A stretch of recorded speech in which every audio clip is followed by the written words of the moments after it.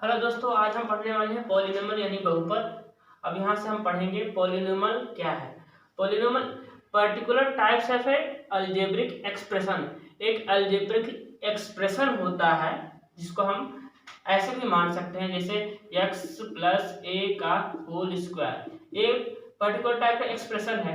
इसको जब ओपन करेंगे तो इसका फार्मूला जो होता है या क्या होगा आपका यहाँ पर ए का एक्स स्क्वायर प्लस ए स्क्वायर प्लस 2ab, और इसको बोल सकते हैं मान लीजिए a माइनस बी का होल स्क्वायर। तो जब इसको एक्सप्रेस करेंगे तो क्या हो जाएगा ए स्क्वायर प्लस बी का स्क्वायर माइनस 2ab।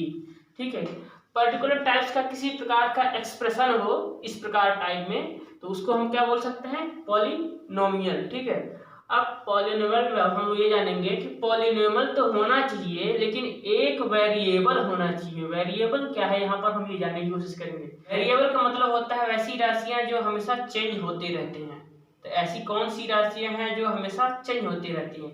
तो अंग्रेजी में ली गई या इंग्लिश वर्ड में कोई जैसे x है, y है, ये z है, ये वाली जो संख्याएं होती है जब मैथ में इनको लिखा जाता है, यूज किया जाता है, तो क्या ये फिक्स होती है कि x बराबर 2 है या x बराबर 3 है। नहीं, ये फिक्स नहीं होती हैं, ये हमेशा चेंज होती रहती हैं। जैसे कभी हम मान लेते हैं x की वैल्यू 2 तो कभी मान लिए कितना 3। इसी प्रकार y को कभी हम मान लिया -3, y को और फिर मान सकते हैं 5। इसी प्रकार z जो है इसको कभी मान लेते हैं, लेट कर लेते हैं ये हमारी वैल्यू है 4, या z को जैसा जरूरत पड़े या जैसा बोला जाए उसको लिखा जा सकता है।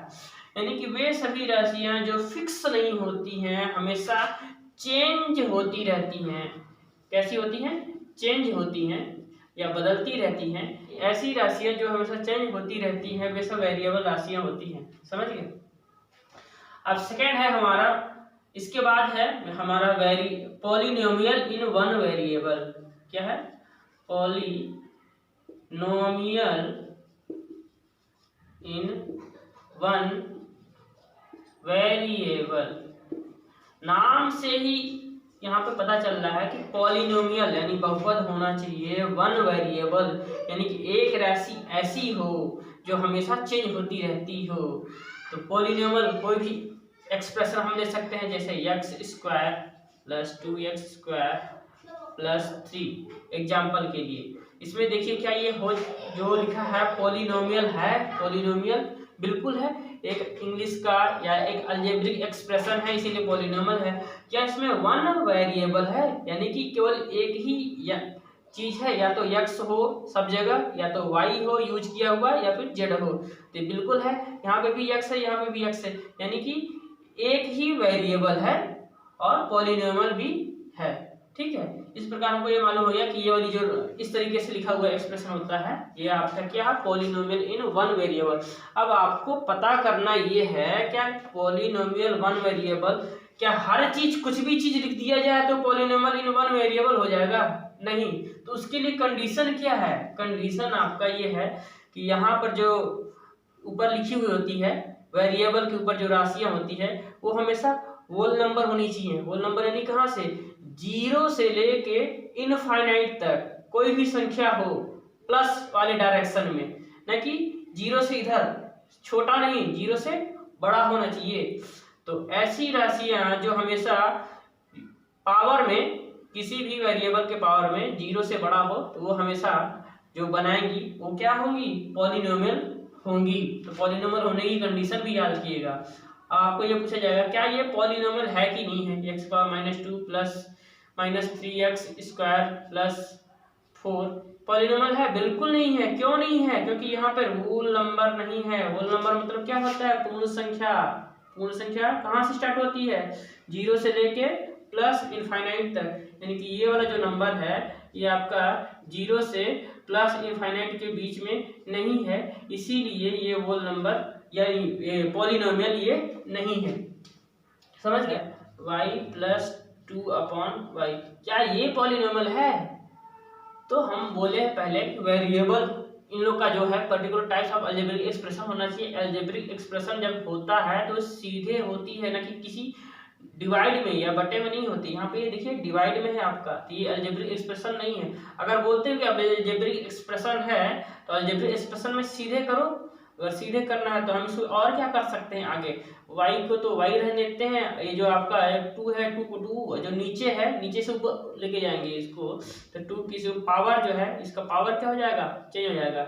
जैसे ही इस y को ऊपर लेके जाएंगे इसका जो पावर है अभी क्या है, यहाँ पे कुछ भी नहीं है तो +1 है, यहाँ पर पावर कुछ भी नहीं है तो +1, और जब ऊपर जाएगा तो -1। अब हमने आपको बोला है कि अलजेब्रिक एक्सप्रेशन में कि वेरिएबल के ऊपर जो यहाँ पर नंबर हो वो कहाँ से कहाँ के बीच में हो, 0 से लेके इनफाइनाइट के बीच में होना चाहिए। ये 0 से इनफाइनाइट के बीच में है नहीं है, अगर नहीं है तो ये भी पॉलिनोमियल इन वन वेरिएबल नहीं है, ठीक है, याद रखिएगा।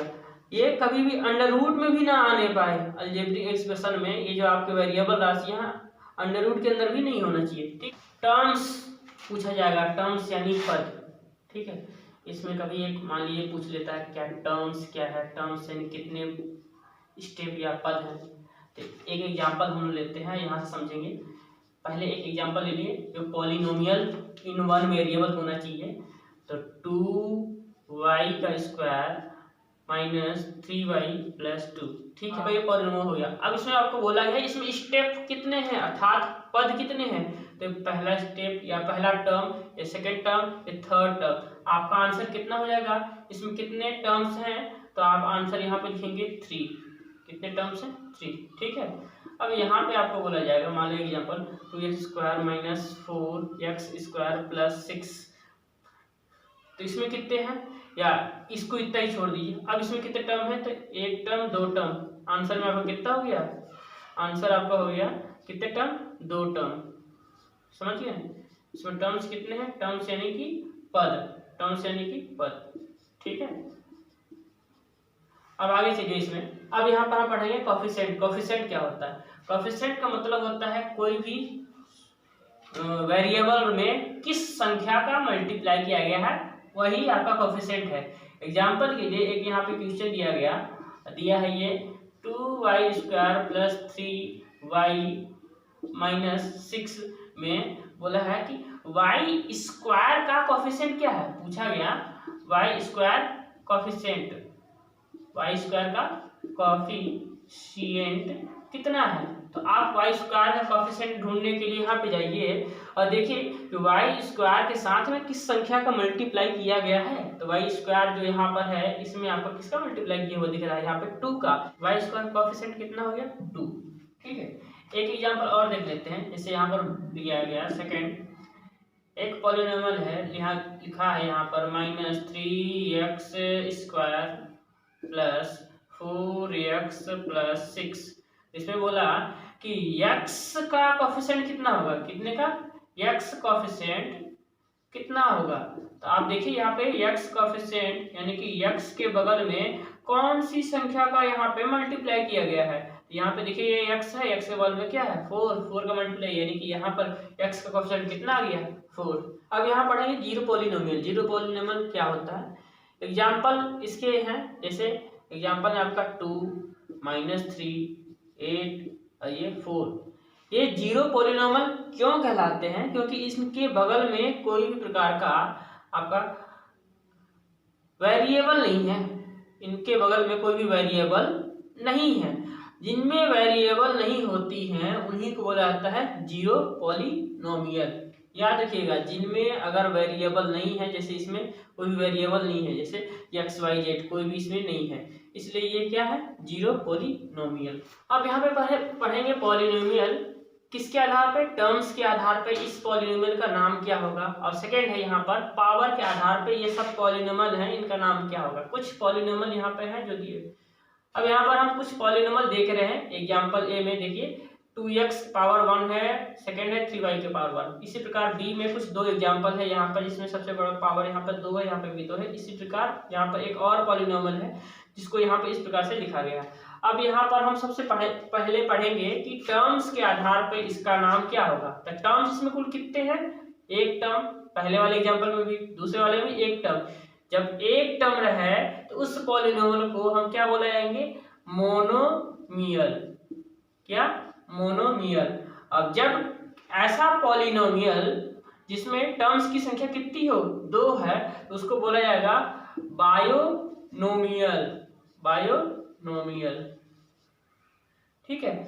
अब ऐसा पॉलिनोमियल जिसमें टर्म्स की संख्या कितनी है, 1 2 3 या 1 2 3, तो इसका क्या हो जाएगा, ट्रायोनोमियल। ट्रायोनोमियल, ठीक है। अब यहाँ पर हम देखेंगे पावर के आधार पर इसका नाम क्या होगा। इसमें सबसे बड़ा पावर कितना है, 1 है। अगर 1 है तो उसको बोला जाएगा लीनियर पॉलिनोमियल। लीनियर पॉलिनोमियल, ठीक है। इसी प्रकार अब इसमें सबसे बड़ा पावर कितना है, सबसे बड़ा पावर इस पॉलिनोमियल में 2 है। यहाँ पर भी कितना है, 2 है। अगर इसमें सबसे बड़ा पावर 2 है तो इसको हम क्या लिख सकते हैं, क्वाड्रेटिक।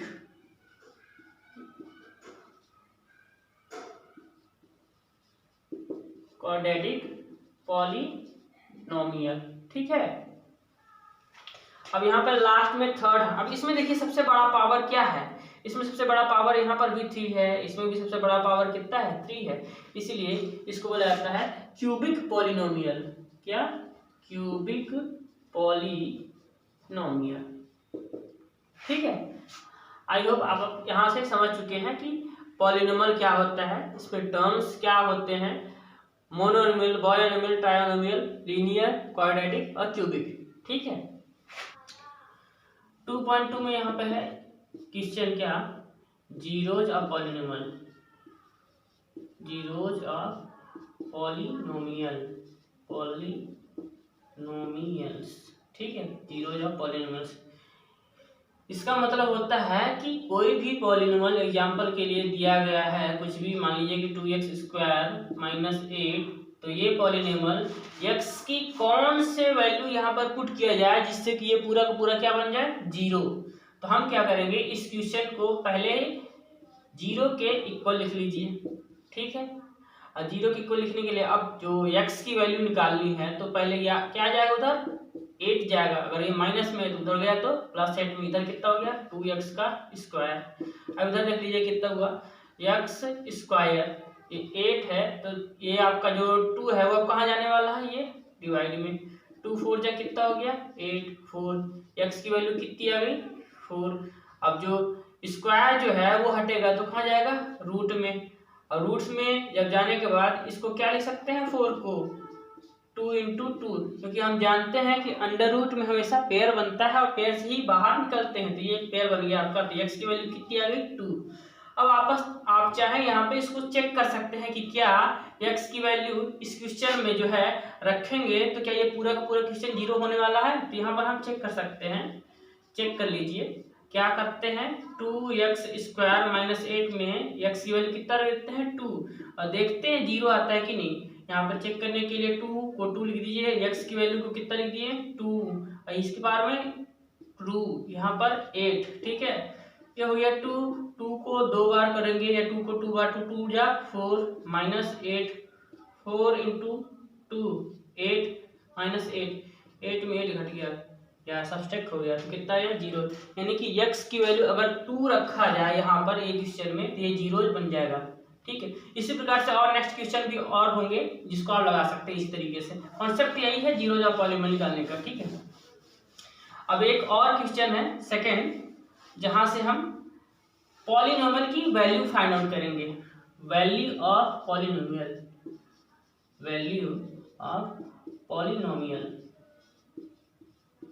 ठीक है। ये है आपका वैल्यू ऑफ पॉलिनोमियल। अब यहाँ पर एक एग्जांपल देंगे जिसमें हम किसी भी पॉलिनोमियल की क्या निकालेंगे, वैल्यू। एग्जांपल है आपको यहाँ पर 2y² माइनस 8y प्लस 4, और हम चाहते हैं कि वैल्यू y की जो वैल्यू है वो कितना रख दिया जाए, -2 या +2, कुछ भी। यहाँ पर हम रख देते हैं -2। अगर y की वैल्यू -2 रखा जाए तो यहाँ पर जो पॉलिनोमियल है कितना आएगा, जहां पर y है वहां पर आपको क्या रख देना है, -2। यहाँ पे सॉल्व कीजिए, 2 की तो 2 ही है और y की जगह पर क्या रखना है, -2, और -2 का स्क्वायर, -8, y की जगह पर कितना, -2, ये +4, ठीक है। यहाँ से आप देखिए कि -2 को जरा 2 बार लिख के और मल्टीप्लाई कीजिए तो माइनस माइनस प्लस और 2 2 जा 4, यानी कि इसका जो आंसर आने वाला है वो कितना आना है +4 प्लस, यहाँ पे लिख सकते हैं नहीं भी लिख सकते हैं, माइनस इंटू माइनस कितना हुआ प्लस, और 8 2 जा 16 प्लस 4। ठीक है, पहले अगर ऐसे रहे दो संख्याओं के बीच में मल्टीप्लाई है तो पहले साइन का मल्टीप्लाई होगा, इसके बाद संख्या का, समझ गया? ठीक है, अब आगे देखिए यहाँ पर क्या करेंगे, 4 2 जा 8 प्लस ये कितना है 16 प्लस ये कितना है 4। अब ऐड कर लीजिए 16 प्लस 4 20 और 20 प्लस 8 28, यानी कि आपका आंसर आ गया कितना 28। 2.2 में एक क्वेश्चन दिया गया है, क्वेश्चन नंबर 3 का थर्ड नंबर, क्या लिखा है 2x + 1 है और इसकी वैल्यू आपको निकालना है x = 1/2 पर। तो हम क्या करते हैं, जहाँ पर ये x है उसके ऊपर क्या लिख देंगे 1/2, यहाँ पे सॉल्व कीजिए, 2x की वैल्यू कितना है 1/2 प्लस 1। ठीक है, 2 से 2 कट गया, क्या बचा ऊपर में 1 + 1, 1 + 1 कितना हो गया 2, ये आपका क्या आ गया आंसर। 2.2 में क्वेश्चन 3 का VI, जो यहाँ पे क्वेश्चन क्या लिखा है LX + M और इसकी वैल्यू निकालनी है x के ऊपर कितना रखकर m -m/L। तो हम इसको सॉल्व करते हैं, L के तो L, लेकिन x की वैल्यू कितनी रखनी है, x की वैल्यू रखनी है -m/L प्लस यहाँ पे m, L से L क्या हो जाएगा कट जाएगा, यहाँ पे क्या बचेगा केवल -m और इधर क्या +m। जब इन दोनों को ऐड करेंगे, एक +m है एक -m है, तो इसका आंसर कितना हो जाएगा 0। 3 है, एक सिंपल सा कॉन्सेप्ट है उसमें, रिमाइंडर थ्योरम, शेषफल प्रमेय। क्या है थ्योरम, रिमाइंडर थ्योरम, कौन सा शेषफल प्रमेय। ठीक है, अब देखिए रिमाइंडर थ्योरम में क्या होता है, एक्चुअली में हम लोग पहले किसी भी संख्याओं का आपस में डिवाइड करते थे और वहां से जो रिमाइंडर बचता था या शेषफल बचता था वो संख्याओं में करते थे। अब नंबर में नहीं करना है बल्कि पॉलिनोमियल में आपको डिवाइड करना है। जैसे एग्जांपल के लिए दिया है 2x + 3x² + 2। ठीक है, अब इसमें आपको क्या करना है, इस पॉलिनोमियल में डिवाइड किससे करना है, डिवाइड बाय 2x + 1 से, किससे 2x + 1 से आपको डिवाइड करना है इस क्वेश्चन को। तो सबसे पहले याद रखिएगा कि इसको जैसे डिवाइड करते थे तो ये वाली संख्या डिवाइड वाली, ये वाली एक संख्या आपको अंदर लिखना है, एक संख्या को बाहर, बस सेम टू सेम, जिससे डिवाइड करना है वो कहाँ पर आएगा बाहर में, जिसमें डिवाइड करना है उसको कहाँ पे लिखा जाता है अंदर में। लेकिन ध्यान दीजिए इसको लिखते समय सबसे पहले पावर जो है बड़ा वाला यहाँ पर होना चाहिए, उसके बाद उससे छोटा पावर, फिर उसके बाद उससे छोटा पावर, यानी कि जो आपका ऑर्डर है ये ऑर्डर गलत दिया हो सकता है। तो ध्यान रखना है जो पावर है सबसे पहले बड़े पावर को पहले, इसके बाद में उससे छोटे पावर को बाद में, फिर उससे छोटे पावर को बाद में। यहाँ पे पावर 2 पावर 1, यहाँ पे पावर कुछ भी नहीं है, 0 है। ठीक है, अब यहाँ पे आपको डिवाइड करना है, तो डिवाइड करने के लिए क्या करना है, सबसे पहले इसमें 2-3 कॉन्सेप्ट है जो आपको सीखना है। पहले क्या करते हैं, यहाँ से फर्स्ट वाला नंबर, यहाँ से फर्स्ट वाला नंबर, इन्हीं दोनों का क्या करेंगे डिवाइड करेंगे। क्या करेंगे डिवाइड, क्या होगा डिवाइड होगा पहले किसका किसका 3x² यानी कि यहाँ से पहला वाला और यहाँ से पहला वाला, ये क्या है 2x। ठीक है, अब डिवाइड करेंगे तो सबसे पहले देखिए भाई x से x तो कट गया, x से x कट गया, यहाँ पर क्या बचा 3 बचा और यहाँ पे क्या बचा 2 बचा और फिर बगल में क्या बचा ये। तो जो बचता है उसको यहाँ पर ला के रख दीजिए, इसको यहाँ पर 3/2x। अब जो भी आया इस नंबर को इसके साथ क्या करेंगे मल्टीप्लाई कर देंगे। क्या कर देंगे मल्टीप्लाई करेंगे। तो चलिए मल्टीप्लाई करेंगे, यहाँ पर हम लिख भी देते हैं। सेकेंड में क्या करना है मल्टीप्लाई। ठीक है, मल्टीप्लाई किससे 3/2x से, किसमें इस पूरी की पूरी संख्या में क्या है लिखा हुआ है वहां पर पूरी की पूरी संख्या 2x + 1 में। ठीक है, चलिए यहाँ पे मल्टीप्लाई कीजिए, तो ऊपर का ऊपर के साथ मल्टीप्लाई, 3 2 जा कितना हो जाएगा 6, और ये 2 से 2 नीचे रहेगा, और x का x के साथ तो x का पावर 2। अब फिर से यहाँ पे देखिए मल्टीप्लाई करेंगे, 3 1 जा 3, नीचे में कुछ नहीं है 2, और x यहाँ पे ऐड हो जाएगा, बस चिपक जाएगा। जो आया उसको यहाँ पर लिख दीजिए, और यहाँ पर देखते ये में और कुछ कट तो नहीं रहा, कट जाएगा, 2 3 जा कितना आएगा भाई 3x² प्लस 3/2x, इसको यहाँ पर लिखिए 3x² प्लस 3/2x। ये आपका सबसे टफ लेवल का है डिवाइड, ठीक है, इससे ज्यादा आपको टफ नहीं आएगा। वैसे तो आपको सिंपल सिंपल आएंगे, जहाँ पे फ्रैक्शन वाले जो आपको पार्ट यहाँ पे दिख रहे हैं ना, ये सब सिंपल नहीं आएंगे, इसीलिए एक ऐसा क्वेश्चन लिखाया जाए। आपको यहाँ पे एग्जांपल दिया गया जो थोड़ा टफेस्ट हो, जो कि आपको 2-4 क्वेश्चन सिंपल सिंपल रहेंगे जिसमें ऐसे फ्रैक्शन नहीं आएंगे, और लास्ट में 1-2 क्वेश्चन ऐसे हैं। तो डायरेक्ट हमने यहाँ पे पहले से वही एग्जांपल आपको दे दिया, ठीक। अब लास्ट काम क्या है, सबट्रैक्ट करना। क्या करना, सबट्रैक्ट करना। सबट्रैक्ट मतलब घटाना है, तो घटाइए सब, जैसे ही सबट्रैक्ट करेंगे तो इसका साइन कुछ भी हो, प्लस है तो क्या हो जाएगा माइनस, प्लस है तो माइनस, अगर साइन दूसरा होता कुछ भी हो साइन चेंज हो जाएगा। अब ये भाई सेम सेम, लेकिन एक प्लस में माइनस में कट गए। अब यहाँ पे देखिए इन दोनों को क्या करना है, सबट्रैक्ट करना है, तो जरा सबट्रैक्ट कर लीजिए। यहाँ पर कितना है 2x, और नीचे में कितना है -3/2x, सबट्रैक्ट करना है। क्या करना है, सबट्रैक्ट। तो भाई देख लीजिए, डायरेक्ट अगर हम करना चाहें तो डायरेक्ट भी कर सकते हैं। कैसे, इन दोनों का मल्टीप्लाई जो होगा यहाँ पे उसको सबट्रैक्ट, 2 2 जा 4x, 4x में 3x घटा देंगे तो कितना बचेगा 1x, और नीचे में क्या है 2, यानी कितना बच गया x/2। अब यहाँ पर जो भी बचा है उसको उतार लीजिए। क्या है यहाँ पर बचा, ये दोनों यूज हो चुके हैं, बचा है केवल ये क्या +2। अब जो भी अभी मैंने जो पहला स्टेप किया, पहले स्टेप में है क्या, पहले डिवाइड करना, फिर मल्टीप्लाई करना, फिर सबट्रैक्ट करना, केवल इन दोनों के साथ इसको सॉल्व करने के लिए ना, इन दोनों को सेम टू सेम इन दोनों को सॉल्व करने के लिए यही स्टेप दोबारा से करेंगे। पहला स्टेप क्या रहेगा आपका, डिवाइड। तो डिवाइड में हमने बोला था कि सबसे पहले कौन सा लेना है, यहाँ से पहला वाला, जैसे यहाँ से इसमें पहला, इससे भी यहाँ से पहला, क्या था यहाँ से पहला x/2, उसको इसके साथ यहाँ पर क्या है 2x, तो इसमें अगर डिवाइड करते हैं तो हम जानते हैं x तो ऊपर रहेगा, लेकिन जो 2 है वो कहाँ आ जाएगा नीचे, और 2 यहाँ पर एक और पहले से था, एक तो x था। अब देखिए जरा क्या होगा, x से x कट गया, कितना बचा 1/4, तो यहाँ पे क्या आने वाला 1/4, ठीक है 1/4। अब इस 1/4 का अब क्या करना है, इस पूरे के साथ मल्टीप्लाई। तो देखिए यहाँ पर जैसे मल्टीप्लाई वहां पर किए थे, सेम टू सेम यहाँ पर भी मल्टीप्लाई होगा। कैसे, 1/4 का मल्टीप्लाई होगा, किसके साथ होगा भाई, तो 2x + 1 के साथ होगा। किसके साथ, 2x + 1 के साथ। जरा देखिए मल्टीप्लाई कीजिए क्या आएगा। तो हम जानते हैं कि पहले संख्याओं का इन दोनों का आपस में मल्टीप्लाई कीजिए। याद रखिए पहले साइन का मल्टीप्लाई होगा, फिर नंबर का मल्टीप्लाई होगा, फिर वेरिएबल का मल्टीप्लाई। तो यहाँ पर पहले साइन क्या है, प्लस प्लस प्लस ही रहेगा, नंबर 1 × 2 ही रहेगा, और नीचे में 4 है तो 4, क्योंकि यहाँ पर कुछ भी नहीं है तो नीचे 1 मान सकते हैं। अब वेरिएबल यहाँ पे x है, यहाँ पे कुछ भी नहीं है तो बस x आके यहाँ पे चिपक जाएगा, ठीक है। सेम टू सेम यही इसमें भी पहले नंबर के साइन का, ये प्लस ये भी प्लस, प्लस प्लस का प्लस ही रहेगा।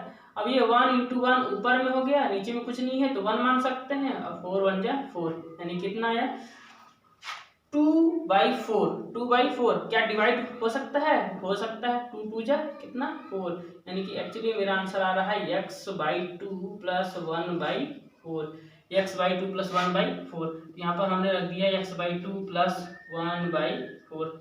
लास्ट में हमने क्या बोला था, जैसे यहाँ पर डिवाइड मल्टीप्लाई के बाद लास्ट में सबट्रैक्ट करना है भाई। क्या करना है, सबट्रैक्ट करना है। अगर सबट्रैक्ट करना है तो किस में करना है, इन दोनों को ना, तो साइन चेंज करेंगे, बिल्कुल करेंगे। यहाँ पे जो भी साइन है उसका अपोजिट, यानी प्लस तो माइनस, प्लस तो माइनस। अब ये दोनों तो आपके कट जाएंगे, अब इन दोनों को आपको घटाना है यानी सबट्रैक्ट करना है। किसमें, 2 में कितना सबट्रैक्ट करना है 1/4 को। चलिए देखिए यहाँ पर क्या होने वाला है, हमने बोला था डायरेक्ट करने के लिए, तो इनका मल्टीप्लाई और इसको सब्सट्रैक्ट, 4 2 जा 8, 8 में 1 सब्सट्रैक्ट 7, नीचे में कितना 4, यानी कि यहाँ पर कितना आ गया 7/4। ठीक, रिमाइंडर थ्योरम का दूसरा मेथड भी है, सेकंड मेथड भी आप नोट कर लीजिए ताकि आपको दोनों मेथड याद रहें और जो जहाँ पर जिस क्वेश्चन में सिंपली तरीके से अप्लाई कर सके, जो मेथड अप्लाई हो सिंपल लगे। तो ऐसे तो आपको दोनों बनने चाहिए, लेकिन आपको जो जिसमें सिंपल लगेगा उसको आप अप्लाई कर सकते हैं अपने हिसाब से। दूसरा मेथड जो है उसमें कुछ नहीं करना है, इससे x की वैल्यू निकालनी है। किससे? इससे। तो जरा इसको किसके बराबर रख देंगे, 0 के बराबर रखिए, यहाँ से x की वैल्यू निकालिए। तो यहाँ से x की वैल्यू जो आएगी पहले ये जाएगा उधर, तो -1, और x के अकेले रखना है तो ये 2 कहाँ जाएगा, नीचे में, यानी कि -1/2। x की वैल्यू कितना, -1/2। अब ये वाली वैल्यू फिर को कहाँ पे रखेंगे, उसको इस क्वेश्चन में रख देना है। कहाँ पर, इस क्वेश्चन में। अब रखिए जरा, 2 तो 2 रहेगा, x की वैल्यू भाई कितनी है, तो -1/2 प्लस 3 इंटू x की वैल्यू -1/2, अब पावर में कितना 2 प्लस 2।